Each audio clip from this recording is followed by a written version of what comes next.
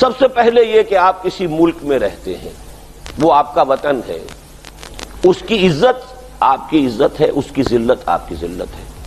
اگر قوم کے افراد میں رہنے والے لوگوں میں کسی ملک کے اپنی توانائی اور قوت اور صلاحیت کا کوئی حصہ وطن اور ملک کے لیے ڈیووٹڈ نہیں ہوگا،